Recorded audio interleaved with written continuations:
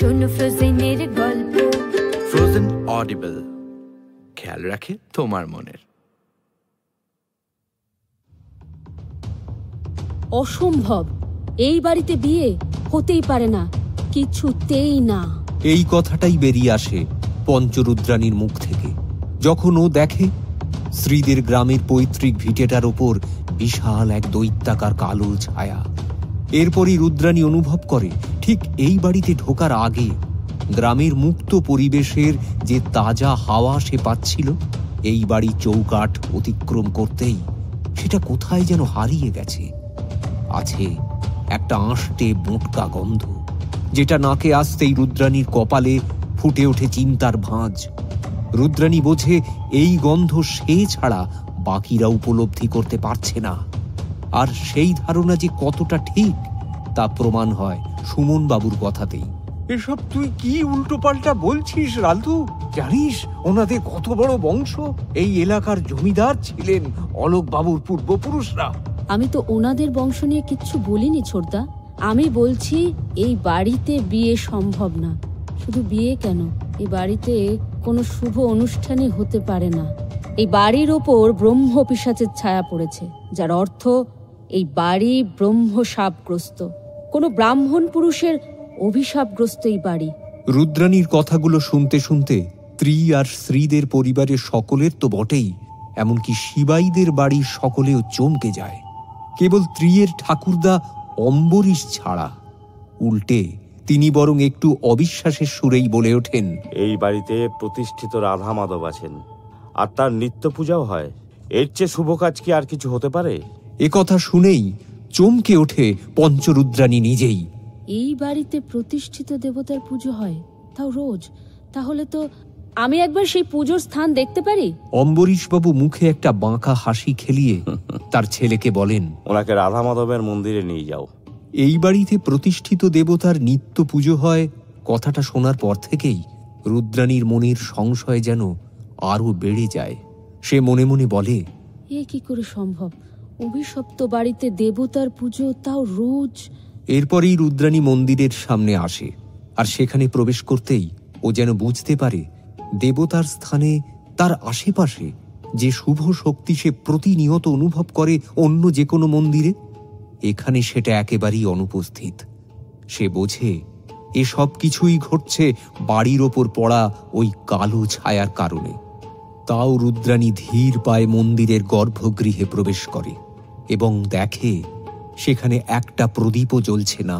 বাইরে দিনের আলো হলেও ঠাকুরের সিংহাসন ও তার আশেপাশে যেন মিশকালো অন্ধকার। রুদ্রাণীর সন্দেহ হয়। সে নিজের মোবাইলের টর্চ জ্বালিয়ে সামনে তাকাতেই চমকে ওঠেন ওর সঙ্গে আসা অলোকবাবুও। তারা দেখে রাধা মাধবীর মূর্তি সম্পূর্ণ উল্টো দিকে মুখ ঘুরিয়ে বসানো। রুদ্রাণী বলে ওঠে, এ কি, এরকম কেন? আচ্ছা, এখানকার নিত্য পুজোর দায়িত্বে কে আছেন? আমাকে এক্ষুনি তার সঙ্গে দেখা করে সমস্ত ঘটনাটা জানতে হবে। অলোকবাবু সাথে সাথেই সেই পূজারীকে খুঁজতে যায়, কিন্তু পায় না। অলোকবাবু পরিশ্রান্ত হয়ে ফিরে এসে বিরক্ত হয়ে বলে, এই জন্য কোনো ছেলে ছোকরাকে আমি একেবারেই বিশ্বাস করতে পারি না। দুদিন আসতে না আসতেই উধাও। দুদিন ধরে পুজো করছে অথচ খেয়ালই করেননি যে ঠাকুরটা উল্টোনো? না না না, এটা তো হতে পারে না। তাকে কি পাওয়া সম্ভব? না, আসলে যে কোথায় গেল। আর ঠিক তক্ষুনি একটা কালো রোগা সাধুকে দেখা যায় ওদের মন্দিরের পেছন থেকে বেরিয়ে আসতে। সে তার গুরুগম্ভীর কণ্ঠে বলে, মরে গেছে, তেনার হাতে সেও মরেছে। এই তো সবে শুরু, এবার একে একে সবাই যাবে। অলোকের দিকে আঙুল দেখিয়ে ইশারা করে বলে, তুইও বাদ যাবি না। কেউ বাঁচতে পারবে না তার হাত থেকে, কেউ না, কেউ না। কেউ বাঁচতে পারবে। সবাই চমকে ওঠে ওই সাধুর কথা শুনে। কথা শেষ করে সাধু সোজা হেঁটে বেরিয়ে যায়। রুদ্রাণী সাধুটিকে ডাকে, সবাই যাবে। যাবে না? শুনুন না, কার কথা বলছেন আপনি? সে কে, আর কেনই বা সে মারতে চায় সকলকে? শুনছেন? রুদ্রাণী বারবার পিছন থেকে ডাকলেও সাধু আর একটি কথা না বলে চলে যায়। রুদ্রাণী তার পিছু নেয়, কিন্তু ঠিক মন্দিরের পেছনে গিয়ে কোথায় যেন হারিয়ে যান সাধু। আর রুদ্রাণী অবাক হয়ে দেখে সেখানে বিরাট জলাশয়, যার জলের রংটা কুচকুচে কালো, যেন শহরের নিকাশি নালার জল। বাড়ির মন্দিরের পিছনের পুকুরের এমন অবস্থা দেখে রুদ্রাণী অবাকই হয়। সেই সময় অলোক ওর পেছনে দাঁড়িয়ে বলে, এই পুকুরের জলেই 1 মাস আগেও রাধা মাধবের স্নান থেকে ভোগ নিবেদন সবই হতো, অথচ এখন এর বর্তমান অবস্থা দেখলে। তাহলে হঠাৎ করে এই অবস্থা হলো কি করে? জানি না। এই 1 মাসে অন্তত 7 বার এই পুকুর সংস্কার করা হয়েছে, কিন্তু লাভ হয়নি। আর সে কারণে বাবা একটু আপসেট থাকেন সব সময়। রুদ্রাণী কিছু একটা ভেবে নেমে যায় পুকুরের ঘাট বেয়ে, হাত দিয়ে স্পর্শ করে পুকুরের জল, তারপর ফিরে আসার জন্য পা বাড়ায়। আর ঠিক তখনই প্রবলভাবে আলোড়ন ওঠে পুকুরের শান্ত জলে। সকলে চমকে ওঠে, চিৎকার করে ওঠেন অলোকবাবু। কি? ওটা কি? অলোকবাবুর বিস্ফারিত চোখ দেখে রুদ্রাণী বিস্ময়ে ফিরে দেখে পুকুরের দিকে। একটা মৃত শরীর ভেসে ওঠে পুকুরের জলে। দেখে চমকে ওঠে রুদ্রাণী। আচমকা লাশ ভেসে ওঠায় যেন ভয় পেয়ে ও নিজেও কিছুটা পিছিয়ে আসে। এদিকে অলোকবাবুর চিৎকার শুনে ছুটে আসেন সবাই। লাশ ভেসে উঠতে দেখে কেউ কেউ ঘাটের নিচের দিকে নেমে আসে এবং সামনে থেকে লাশটিকে দেখে চমকে ওঠে। অলোকবাবু কাঁপা গলায় বলেন, এ তো দুলাল, আমাদের নতুন পুরোহিত। অলোকবাবুর সাথে সাথে রুদ্রাণীরও বিস্ময়ের অন্ত থাকে না। ও এক দৃষ্টে লাশটার দিকে তাকিয়ে থাকে। আর লাশের মুখ দেখে ওর যেন মনে হয় এর মৃত্যু ঘটেছে আতঙ্কে। তার 2 চোখে ভয় যেন মৃত্যুর পরেও মুছে যায়নি। রুদ্রাণীর মনে প্রশ্ন জাগে, চোখে লেগে থাকা এই ভয় কি মৃত্যুর, নাকি নাকি কোনো কিছু দেখে ভয়ের কারণেই এনার মৃত্যু হয়েছে? কিন্তু রুদ্রাণী আর বেশিক্ষণ ওখানে দাঁড়াতে পারে না। তার আগেই অলোকবাবু ওকে প্রায় জোর করেই বাড়ির ভেতরে নিয়ে চলে যায় এবং ভেতরে গিয়ে রাধা মাধবের বিগ্রহ ঘুরে যাওয়া থেকে দুলালের মৃত্যু সব কথা জানায় অম্বরীশ বাবুকে। শুনে সবাই চিন্তিত হয়ে পড়ে। সবচেয়ে ভেঙে পড়েন অলোকবাবুর স্ত্রী সুমিত্রা। তার বড় মেয়ের বিয়ের আশীর্বাদের মতো শুভ অনুষ্ঠানের আগে বাড়িতে মৃত্যু, তার উপর বাকি যা সব কাণ্ডের কথা তিনি শুনছেন তা শোনার পর তার মানসিকভাবে ভেঙে পড়াই স্বাভাবিক। কিন্তু সুমিত্রার থেকেও বেশি চিন্তিত এবং হতাশ লাগে অম্বরীশ ভট্টাচার্যকে। তিনি নিরাশার সুরে রুদ্রাণীকে বলেন, প্রথমে চাটুর্যমশাই হঠাৎ আসা বন্ধ করে দিলেন, তারপর নতুন পুরোহিতের মৃত্যু, তার উপর রাধা মাধবের এমন মুখ ঘুরিয়ে থাকার কথা শুনে এখন সত্যি মনে হচ্ছে তুমি যা বলেছিলে সেটাই সত্যি। সেদিন পুকুরের অবস্থা খারাপ হওয়া দেখেই মনটা কেমন ছ্যাত করে উঠেছিল। তাও ভেবেছিলাম। চাটুর্য ঠাকুরকে? আমাদের মন্দিরের আগের পুরোহিত মশাই। উনি খুবই শাস্ত্রজ্ঞ ব্যক্তি, তন্ত্র সাধনাতেও বিশেষ মাহারত। ওনারাই বংশ পরম্পরায় আমাদের রাধা মাধবের সেবা করে আসছেন। উনি আসা বন্ধ করলেন কেন? জানি না। মাসখানেক আগে বাবা একদিন বললেন চাটুর্য কাকা নাকি আর পুজো করতে আসবেন না, ওনার ছেলে এসে জানিয়ে গেছে। রুদ্রাণী কপালে গভীর ভাঁজ ফেলে অম্বরীশের দিকে তাকালে তিনিও মাথা নেড়ে জানান দেন যে এই চাটুর্য মশাইয়ের না আসার কারণ তিনিও জানেন না। রুদ্রাণী কিছু একটা ভাবছিল দাঁড়িয়ে। হঠাৎ অম্বরীশ তার সামনে এসে দাঁড়িয়ে বলে, তোমার বা তোমার পঞ্চরুদ্রাণী মায়ের ক্ষমতা আছে এই অবস্থায় দাঁড়িয়ে আমার নাতনির বিয়েটা দেওয়ার? শুনেছি তোমার ক্ষমতা অপরিসীম। আছে ক্ষমতা এই বাড়িকে রক্ষা করার? বাবা তুমি শান্ত হও। এখানে উনি কি করবেন বলো তো? তাছাড়া ভুলে যেও না উনি শিবাই মেঘাইয়ের পিসি হন। না, উনি একজন তন্ত্রসিদ্ধা এবং প্যারাসাইকোলজিস্ট, তাও বিদেশ থেকে পাশ করা। ওনার লেখা মৃত্যুপারের পথে বইটি আমি পড়েছি। আর তারপর ওনার অভিজ্ঞতা আর বাকি সব কথা জানার পরেই আমি তোমাদেরকে এই বাড়িতে আশীর্বাদ অনুষ্ঠানটি করার প্রস্তাব দিই। সকলের যেন অবাক হওয়ার সীমা থাকে না এবং অলোকবাবুও খেয়াল করেন, সত্যি তো এ বাড়িতে আজ অবধি কোনো অনুষ্ঠান বাবা হতে দেননি। এত বড় বাড়ি থাকা সত্ত্বেও তাদের বাড়ির সব অনুষ্ঠান হয়েছে বাইরের কোনো ভবনে। কিন্তু কেন? সেই প্রশ্ন কেউ কোনোদিন করেনি বা করার কথা মনেও আসেনি। আপনি তার মানে সবটাই জানেন এবং এও জানেন যে আপনার এই বাড়ি ব্রহ্মসাপগ্রস্ত। তাহলে কেন এই সাপ দেওয়া বা কে তাকে দিয়েছেন তাও নিশ্চয়ই না, তবে জানার চেষ্টা করেছি অনেক। দেশ বিদেশের তান্ত্রিকদের সাথেও কথা বলেছি, কিন্তু কেউ কোনো আমার প্রশ্নের জবাব দিতে পারেননি। তবে আমি জানতাম বাড়িতে শুভ অনুষ্ঠান লাগলেই অভিশাপ ফিরে আসবে, আর তাই আমি চেয়েছিলাম কালো ছায়া পড়ার পরেই উনি আসুক, আর সবটা নিজের চোখেই দেখুক। কারণ এতদিন ধরে তান্ত্রিক আর তাদের আচরণ দেখে আমি এটুকু বুঝে গেছি যে আমার বাড়ির সমস্যা যদি কেউ মেটাতে পারে তা কেবল পঞ্চরুদ্রাণীই পারে, অন্য কেউ নয়। আগের অবিশ্বাস সরিয়ে রেখে পঞ্চরুদ্রাণীর প্রতি তৈরি হওয়া তার এই অগাধ বিশ্বাস দেখে সকলেই যখন অবাক, ঠিক তখনই ত্রি লাফিয়ে উঠে বলে, ওয়াও দাদু ভাই, তুমি তো ছক্কষায় ক++ পেয়ে গেছো। ত্রি, এসব কি ভাষায় কথা বলছো তুমি দাদু ভাইয়ের সাথে? অম্বরীশ রুদ্রাণীর কাছে গিয়ে তার দুহাত ধরে বলে, আমাদের এই বাড়ি, এত বড় বংশ, এই আভিজাত্য সব আজ বিপন্ন হতে চলেছে মা। পারবে না মরার আগে আমাকে এই বাড়ির আলোর রোশনাই আর নহবতের আওয়াজে ভরে উঠুক এই দৃশ্য দেখাতে? বলো না মা। রুদ্রাণী কি বলবে বুঝতে পারে না। যে মানুষ ওকে আর ওর আরাধ্যা দেবী পঞ্চরুদ্রাণীকে সব থেকে বেশি অবিশ্বাস করেন বলে ভেবেছিল ও, আজ যখন সেই মানুষটাই বলেন এত বড় আয়োজন তিনি করেছেনই শুধু নয়, নিজের জীবনের শেষ ইচ্ছাটুকু পূরণ করার দায়িত্ব তিনি রুদ্রাণীকে দিতে চাইছেন, তখন সত্যি আর কিছু বলার থাকে না। রুদ্রাণীর মনে এই ঝড়ই তোলপাড় করছে, তা ওর মুখ দেখেই বোঝা যাচ্ছে।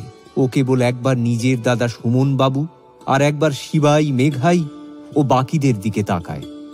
বোঝে কেবল এই বয়স্ক মানুষটাই নয়, বরং এই ঘরে উপস্থিত সকলেই সব আশা, ভরসা এবং বিশ্বাস নিয়ে ওর দিকেই তাকিয়ে আছে। মেঘাই চিন্তিতভাবে বলে ওঠে, কিন্তু রাত পোহালেই তো আমাদের আশীর্বাদ, তার মধ্যে এই সমস্যার সমাধান কি সম্ভব রাধু পিসি? তা না হলে আমাদের ডেটটা হয়তো... না মেঘাই, মেসমশাই যে শুধু আজ আমার ওপর ভরসা করেছেন তা তো নয়। He has thrown a challenge to me and my worship goddess. এ পরীক্ষা যে আমাকে পাশ করতেই হবে, আর তাও আজকে রাতের মধ্যেই। Jio, that's what my Radhu PC is. আমি এই লড়াইয়ে সব সময় তোমার পাশে থাকবো অ্যাজ ইউর অ্যাসিস্ট্যান্ট। অমনি না ভাই, তুই একা কেন থাকবি? আমিও থাকবো, লাইক হামটি অ্যান্ড ডামটি। না, বরং তোরা দুজন হবি পঞ্চরুদ্রাণীর পাশে ডাকিনী আর যোগিনী। সবাই হেসে ওঠে, কিন্তু সবার হাসির মাঝেও রুদ্রাণীর মনে যেন আশঙ্কার মেঘ জমতে শুরু করে। ও মনে মনে বলে, মা, হে মা পঞ্চরুদ্রাণী, আজ পর্যন্ত এমন ভরসা, এতটা বিশ্বাস আমি তোমার আর আমার জন্য কারোর চোখে দেখিনি মা। আজ এই বয়স্ক মানুষটার চোখে দেখলাম। ওনার এই ভরসা আর বিশ্বাসের মর্যাদা তুমি রেখো মা। সবার আগে আমাকে একবার চাটুজ্জে ঠাকুরের সাথে দেখা করতে হবে। সে তো আমিই পারি তোমায় নিয়ে যেতে। তুই একা কেন? আমিও যাব। চল তাহলে, আমাদের এখনই বেরোতে হবে। এই বলে রুদ্রাণী শিবাই আর ত্রিকে নিয়ে বেরিয়ে পড়ে।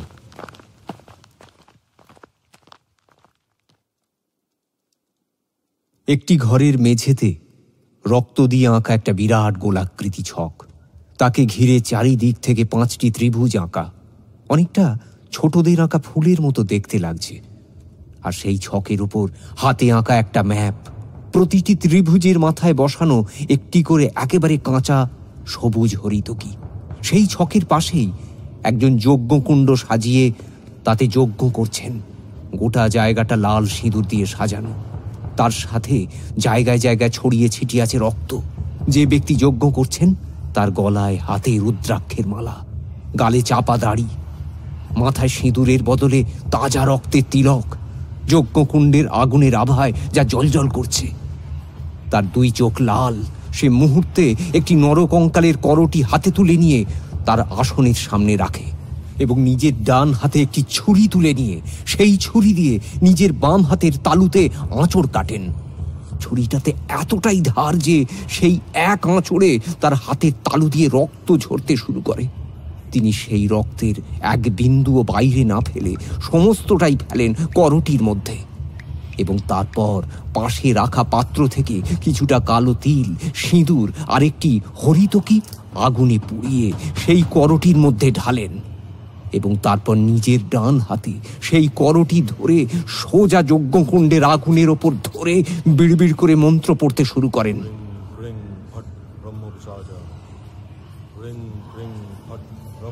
বিড়বিড় করে ক্রমাগত এই মন্ত্র পড়তে থাকেন আর তাতেই করটি আগুনের তাতে তাপতে শুরু করে।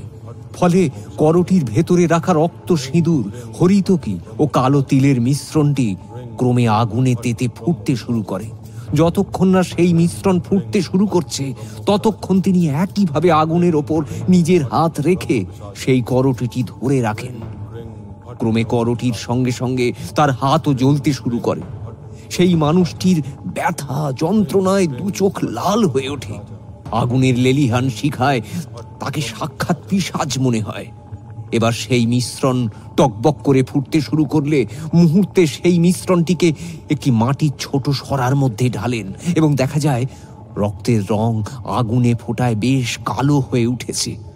আর তারপরেই সেই ব্যক্তি মিশ্রণটিকে নিয়ে বিড়বিড় করে মন্ত্র পড়তে পড়তে ওই অগ্নিকুণ্ডে আহুতি দিয়ে দেন।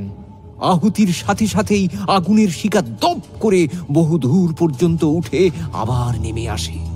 এরপরেই সেই ব্যক্তি তার পাশে রাখা ঝোলা থেকে কাপড়ে মোড়া কিছু বার করে এবং তা খুললে দেখা যায় কোনো মহিলার আধ ঝলসানো দুটো হাত, যা থেকে ছিঁড়ে ছিঁড়ে কিছু মাংস ওই ব্যক্তিকে তারপর তা ছুঁড়ে দেন যজ্ঞকুণ্ডের অগ্নিতে। তারপর চিৎকার করে বলে ওঠেন, হে ব্রহ্মপিশাচ, আমি নিজের রক্তে তোমাকে জাগরিত করে নিজের মুখের আহার তোমাকে অর্পণ করলাম। তুমি নিজ উদ্দেশ্য পূরণে অগ্রসর হও, নিজ অভীষ্ট লক্ষ্য পূরণ করো, সফল করো আমার গুরু আচার্য দুর্জয় ভট্টের অভিসন্ধি। লোকটির কথাগুলো যেন ঘরের প্রতিটা কোণায় প্রতিধ্বনিত হয়। মুহূর্তে আগুনের শিখা যেন আরো জোরে জ্বলতে শুরু করে। গোটা ঘর কেঁপে ওঠে এক বিকট হাসির আওয়াজে। প্রবল হাওয়া বইতে থাকে সেই ঘরে, আর তাতে আগুনের শিখা যেন ক্রমশ এঁকে বেঁকে জ্বলতে জ্বলতে কোনো বিশালাকায় উপবীত ধারণকারী ব্রাহ্মণের পূর্ণ দেহ আকার নিয়ে মুহূর্তে জাগরিত হয়। তারপরই দেখা যায় ওই ছকের 5 মাথায় রাখা সেই 5 হরিতকি আপনা হতেই গড়িয়ে গড়িয়ে ম্যাপে রাখা ছকের গোলকের ওপর এসে একত্রিত হয়ে অবস্থান করতে থাকে। গোটা ঘরের পরিবেশ যেন আরো ভয়াবহ হয়ে ওঠে। সেই ব্যক্তি এক মনে বিড়বিড় করে পড়তে থাকে মন্ত্র। এরকম অবস্থা কিছুক্ষণ চলার পরেই হঠাৎ ঘরের দরজা সশব্দে খুলে যায়। দরজা দিয়ে প্রবেশ করে এক আলোর শিখা। সাথে সাথে পাল্টে যায় ঘরের পরিবেশ। সেই আলোর মধ্য দিয়েই ঘরে এসে দাঁড়ায় পঞ্চরুদ্রাণী। তার এক পাশে শিবাই, অন্য পাশে ত্রি। শান্ত গলায় পঞ্চরুদ্রাণী বলে ওঠে, নমস্কার চাটুর্য ঠাকুর, আমি পঞ্চরুদ্রাণী। আপনার সঙ্গে আমার কিছু কথা আছে। পঞ্চরুদ্রাণীকে ঘরে আসতে দেখেই যেন চমকে ওঠেন চাটুর্যে। প্রচন্ড তেজে বলেন, কার অনুমতিতে আপনারা এখানে এসেছেন? এ ঘরে পা রাখবার সাহস আপনাদের কি করে হলো? চলে যান, এক্ষুনি চলে যান এই ঘর ছেড়ে, নয়তো আপনাদের সকলের মৃত্যু অনিবার্য। আমাদের চিন্তা এখন বাদ দিন, বরং এখন আমাদের চিন্তা আপনাকে নিয়ে। আচ্ছা, আপনি হঠাৎ করে অম্বরীশ বাবুর বাড়ির রাধা মাধবের নিত্য পূজা করা কেন বন্ধ করে দিলেন বলুন তো? রুদ্রাণী আরো কিছু বলার জন্য চাটুর্যে ঠাকুরের আরো কাছে যেতে গেলে মুহূর্তে চাটুর্যে তার পুজোর পাত্রে রাখা সিঁদুর আর বাকি জিনিসগুলো ছুঁড়ে মারে রুদ্রাণীর দিকে। রুদ্রাণী এতটুকু না ঘাবড়িয়ে কেবল নিজের মুখের সামনে তার বাঁ হাতটা তুলে ধরে, আর তাতেই তার হাতে লেগে থালাটা মাটিতে পড়ে ঝনঝন শব্দ করে গড়াতে গড়াতে এক সময় থামে।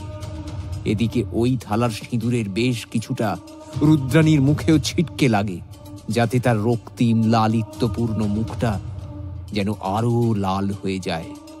এরপরেই ঘরে থাকা শিবাই, ত্রিরা দেখতে না পেলেও চাটুর্যে ঠাকুর দেখতে পান পঞ্চরুদ্রাণীর কপালে পড়া টিপটা ঘিরে যেন একটা আলো ফুটে উঠেছে, যা দেখে বিস্ফারিত চোখে আঁতকে ওঠে চাটুর্যে ঠাকুর।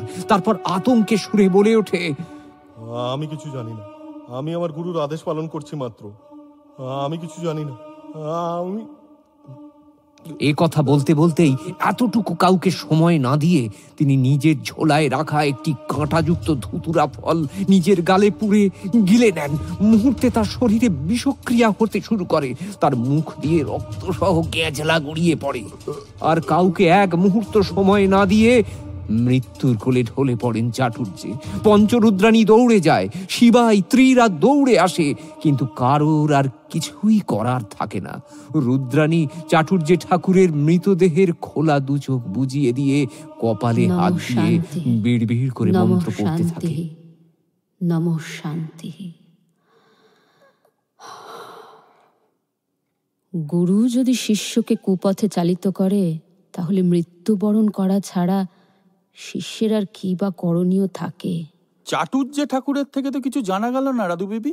এখন ওনার গুরুকে খুঁজে বের করতে গেলে তো অনেক সময় লাগবে। রুদ্রাণী মুখে কিছু না বললেও চাটুর্যে ঠাকুর এতক্ষণ যে পুজো করছিলেন তার চারপাশটা ঘুরে দেখে। যজ্ঞের আগুন এতক্ষণে প্রায় নিভু নিভু। ঠিক সেই সময়ই রুদ্রাণীর চোখ যায় ওই ছকের ওপর রাখা হাতে আঁকা বাড়ির মানচিত্রের ওপর।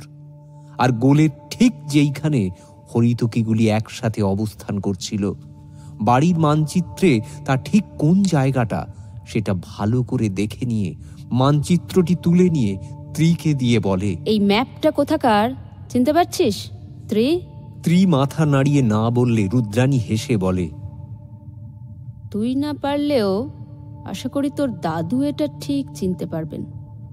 আর এই মানচিত্রের ওপর হরিতকিগুলো যেখানে ছিল, আমার সন্দেহ ঠিক সেই স্থানটিকে নিয়ে। যাক, চল এখন বাড়ি চল, এখানে থেকে আর লাভ নেই। রুদ্রাণীদের বাড়ি পৌঁছতে বেশ রাত হয়ে যায়। রুদ্রাণীর নির্দেশে ত্রি বাড়ির সবাইকে মন্দিরের পেছনের পুকুরের ধারে নিয়ে আসে। সবাই এসে অবাক হয়ে দেখে ইতিমধ্যেই রুদ্রাণী সেই স্থানটিকে বাড়ি চাকর বাকরদের সাহায্যে মশাল দিয়ে ঘিরে ফেলেছে। উপস্থিত সকলের কেউই বুঝতে পারে না রুদ্রাণী তাদেরকে এই রাত্রিবেলা এই এঁদো পুকুরের সামনে নিয়ে এসে কেন দাঁড় করিয়েছে। সুমন অধৈর্য হয়ে প্রশ্ন করে, রাধু, তুই কি করতে চাইছিস একটু বলবি? তুই জেনে গেছিস এই বাড়ির উপর এসব কে করেছে? যদি জেনে থাকিস তো বল আমাদের। সত্যি বলতে কি, আমি জানতে পারিনি যে এই বাড়ির ওপর কে ব্রহ্মশাপ দিয়েছে। এও জানতে পারিনি তার এসব করার পেছনে কি উদ্দেশ্য। তাহলে আমাদের সবাইকে এই রাতের অন্ধকারে ডেকে আনার কারণ কি? কারণ এই রাধা মাধবের মন্দিরের পুকুরেই এমন কিছু করা হয়েছে যা থেকেই সমস্ত কিছু শুরু। শুধু তাই নয়, এই স্থানটিকে নষ্ট করে এই বাড়ির ওপর থেকে রাধা মাধবের শুভ শক্তির প্রভাবকেও ষড়যন্ত্র করেই সরানো হয়েছে। তাই এই সমস্যার সমাধান করতে হলে আগে তার উৎসস্থলকে শুদ্ধ করতে হবে। এই কথা শুনে অম্বরীশ যেন একটু টলে যায়। সবাই মিলে তাকে গিয়ে ধরে, তারপর পুকুর ঘাটেরই বাঁধানো একটি গাছের নিচে বসায়। ওনাকে এই অবস্থায় দেখে বাড়ির সবাই যেন ঘাবড়ে যায়। আমাদের বাড়ির উপর রাধা মাধবের কৃপা আর নেই। রাধা মাধব আমাদের এই মন্দির ছেড়ে চলে গেছে অন্যত্র। হে রাধা মাধব, এমন ঘটনা ঘটবার আগে তুমি আমার প্রাণটা কেন কেড়ে নিলে না? এ বাড়িতে রাধা মাধবের উপস্থিতি নেই, এই গ্লানি নিয়ে আমি বাঁচবো কি করে? রুদ্রাণী ধীর পায়ে এসে অম্বরীশের হাত ধরে বলে, আপনি ভাবলেন কি করে আমি থাকতে রাধা মাধবকে আপনাদের বাড়ি থেকে আমি মুখ ফিরিয়ে থাকতে দেব? আমায় যখন বিশ্বাস ভরসা করেছেন তখন আর একটু ধৈর্য ধরুন। অম্বরীশ যেন চোখে আশার আলো নিয়ে তাকায়। এরপরই রুদ্রাণী সকলের উদ্দেশ্যে বলে, আমার ধারণা যদি ভুল না হয় তাহলে এই বাড়ির সব সমস্যার মূলে আছে এই পুকুর। আর তাই এই বাড়ির সমস্যার সমাধান করতে হলে আমাকে এক্ষুনি এই পুকুরের নিচে যেতে হবে। কিন্তু এভাবে জলের মধ্যে তুমি একা? আমার কিচ্ছু হবে না, আমার সঙ্গে মা পঞ্চরুদ্রাণী আছেন। কিন্তু তোরা কেউ এই মশালের ঘেরাটোপের বাইরে এক পাও রাখবি না। দাদা, অলোকদা, আপনাদের সবাইকে বলছি, কোনোভাবেই আপনারা কেউ এই মশালের বানানো গণ্ডির বাইরে যাবেন না। আমি ডাকলেও না, বিপদ হয়েছে বুঝলেও না। ভয় পাওয়ার কিচ্ছু নেই। সবাই মা পঞ্চরুদ্রাণীকে স্মরণ করুন। জয় মা পঞ্চরুদ্রাণীর জয়।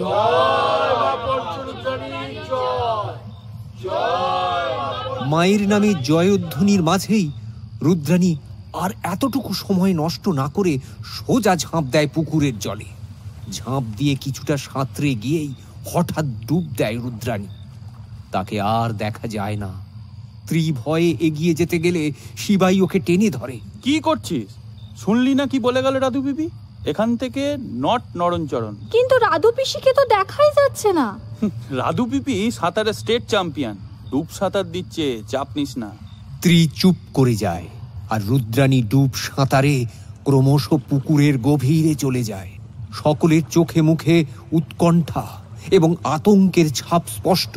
এদিকে রুদ্রাণী জলের গভীরে যেতেই দেখে চারিদিকে ঘুটঘুটে অন্ধকার ও মুহূর্তে কিছুটা জল হাতে নিয়ে বিড়ি বিড়ি করে কিছু মন্ত্র পড়ে সেই জল পুকুরের জলের সঙ্গে মিশিয়ে দিতেই পুকুরের নিচের সব কিছু স্পষ্ট দৃশ্যমান হয়ে ওঠে রুদ্রাণীর কাছে। রুদ্রাণী সাঁতরে পুকুরের চারিদিকে ঘুরতে থাকে এবং কিছু একটা খোঁজার চেষ্টা করতে থাকে। অন্যদিকে রুদ্রাণী যেদিক থেকে পুকুরে নেমেছিল ঠিক তার উল্টো দিকের ঘাটের কাছে জলে হঠাৎ করেই আলোড়ন শুরু হয়। জলের মধ্যে উথাল পাথাল লক্ষ্য করা যায়, যা দেখে বাইরে সকলে আঁতকে ওঠে, এমনকি শিবাইও যেন এইবার ভয় পেয়ে যায়। এদিকে জলের ভেতর রুদ্রাণী তার সন্ধান চালিয়ে যাচ্ছে। সে জলের উথাল পাতাল হওয়া দেখেও গ্রাহ্য না করে নিজের কাজ করে যাচ্ছে। হঠাৎ করেই পুকুরের ঠিক মাঝখানে সে লক্ষ্য করে একটা কাটা বেলগাছের গুঁড়ি, আর দেখা মাত্র ও সেই দিকে ধেয়ে যায় এবং হাতে করেই টেনে সেই গুঁড়ি পুকুরের নিচের মাটি থেকে উপড়ে ফেলার চেষ্টা করে এবং সে দেখে গুঁড়ির গোড়া একেবারে আলগা, অর্থাৎ কেউ এই গুঁড়ি এর আগেই একবার তুলে পুনরায় সেই স্থানে বসিয়েছে। কিন্তু কেন? এই প্রশ্নের উত্তর খুঁজতেই যখন বেলগাছের গুঁড়িটাকে টেনে তুলতে যায় তখনই রুদ্রাণী অনুভব করে কেউ একজন পেছন থেকে এসে ওর গলা চেপে ধরেছে। প্রবল শক্তিতে সে চেষ্টা করে রুদ্রাণীকে বেলগাছের থেকে দূরে সরিয়ে নিয়ে যেতে।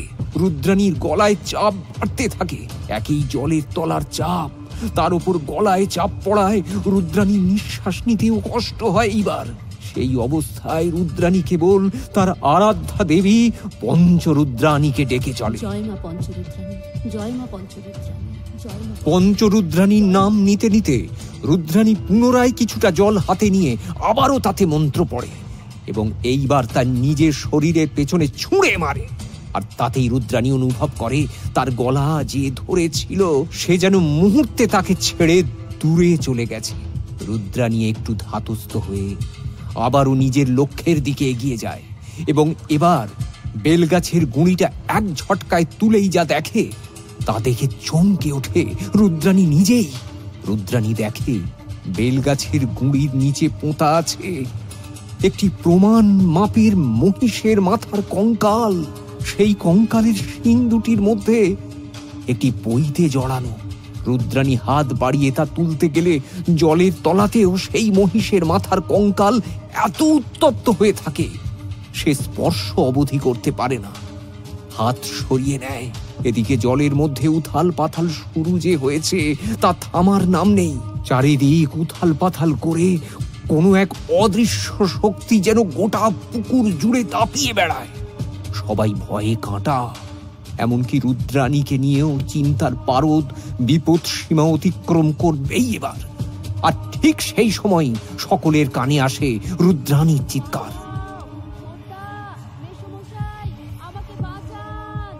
একে এই উৎকণ্ঠা, তার উপর রুদ্রাণীর গলার স্বর শুনে সুমন আর মেঘাই নিজেদের স্থির রাখতে পারে না।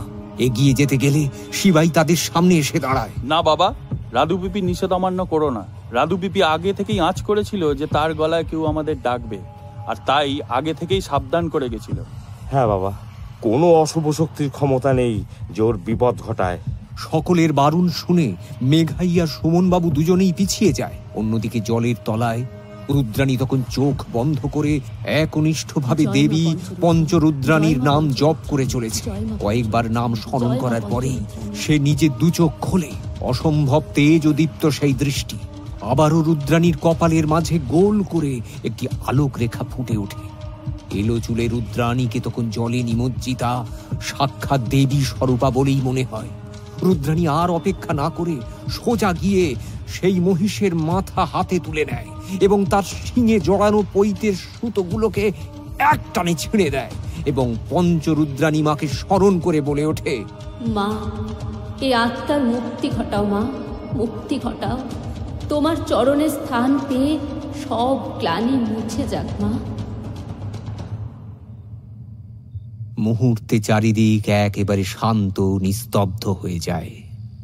পুকুরের জলও একেবারে শান্ত শিথিল হয়ে যায়। রুদ্রাণী সেই মহিষের মাথার কঙ্কাল হাতে নিয়ে অবশেষে পুকুরের পাড়ে উঠে আসে, কিন্তু এতক্ষণ জলে থাকায় সে হাঁপিয়ে গেছে, তাই পাড়েই বসে পড়ে, হাঁপাতে থাকে। তখনই ত্রি তাকে দেখে বলে ওঠে, ওই তো রাধু পিপি। তাকে দেখে সবার মুখে যেন হাসি ফুটে ওঠে। অম্বরীশ দু চোখে জল নিয়ে দু হাত তুলে তাকে আশীর্বাদ করে। শিবাই আর ত্রিয়ের দিকে রুদ্রাণী তাকিয়ে নিজের ডান হাতের বুড়ো আঙুল তুলে দেখিয়ে বোঝায় কাজ সারা হয়ে গেছে। ত্রি লাফিয়ে ওঠে তা দেখে। সে গিয়ে দাদুকে জড়িয়ে ধরে। দুই নাতনিকে জড়িয়ে অম্বরীশের চোখের জল যেন বাঁধ মানে না। পরের দিন সূর্য উঠতে না উঠতেই গোটা বাড়ির চেহারাটা যেন পাল্টে যায়। চারিদিকে সকালের ঝকঝকে রোদের আলো, গাছে গাছে পাখির ডাক, আর সাথে রাধা মাধব মন্দিরের ঘণ্টার ধ্বনি শোনা যায়। দেখা যায় রুদ্রাণী নিজে স্নান সেরে রাধা মাধবের মূর্তির সামনে দাঁড়িয়ে পুজো করছে। অম্বরীশ এসে পাশে দাঁড়ান। মেসমশাই, আজ আমার একটা আবদার আছে। আবদার নয় রে মা, বল আদেশ। তুই যে এই জগৎ সংসারের মা। বেশ, তবে তাই। আমি সিদ্ধান্ত নিয়েছি যে আজ রাধা মাধবের ভোগ আমি নিজে হাতে রান্না করব, আর তাও ওই পুকুরের জল দিয়েই। কিন্তু ওই পুকুরের জল তো একেবারে শুদ্ধ এবং পরিষ্কার কাঁচের মতো হয়ে গেছে। অলোকদা, বিশ্বাস না হয় নিজের চোখে দেখে আসুন না। সারাদিন রুদ্রাণী, ত্রি এবং বাড়ির বাকিরা মিলে একদিকে যেমন ভোগ রান্না করে, তেমনি অন্যদিকে চলে রাতের আশীর্বাদ এবং এনগেজমেন্টের প্রস্তুতি। সারাদিন হই হই করে সকলের দিন কেটে যায়।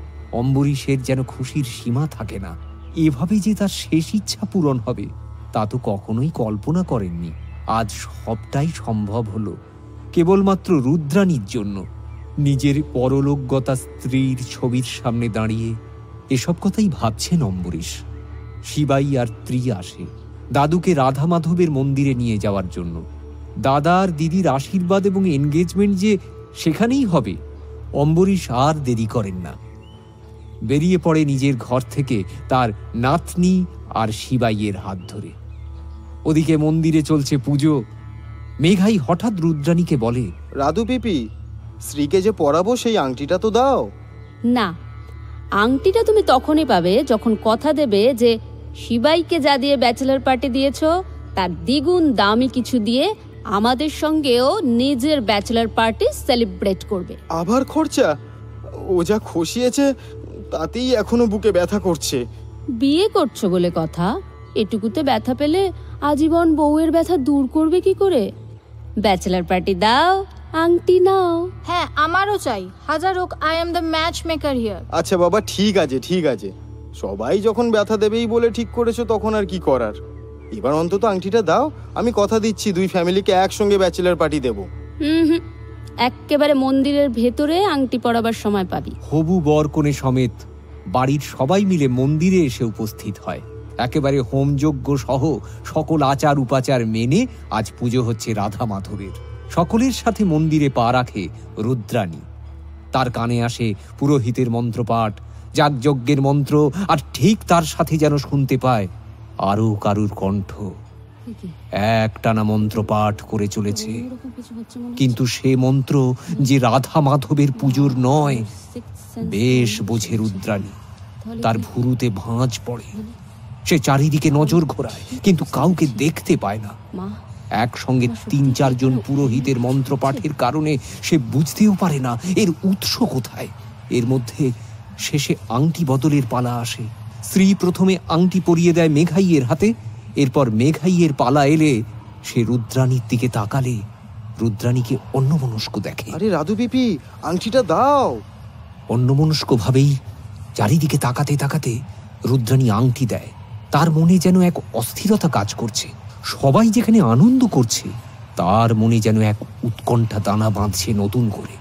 এদিকে মেঘাই আংটি পরাতে গেলে স্ত্রী তার গোলাপ রঙের লেহেঙ্গার মিহি ওড়নার নিচ থেকে হাত বার করতেই রুদ্রাণীর নজর পড়ে সেই দিকে, আর তাতেই চমকে ওঠে রুদ্রাণী। দেখে স্ত্রীর হাতের বদলে আংটি পরতে এগিয়ে আসছে একটা কঙ্কালের হাত। স্ত্রীর হাতের বদলে সেই কঙ্কালের হাত দেখতে পায় সবাই, চমকে ওঠে সকলে। এই দৃশ্য দৃষ্টি এড়ায় না কারো, ভয়ে ছিটকে যায় মেঘাই। রুদ্রাণী অস্ফুটে বলে, সর্বনাশ!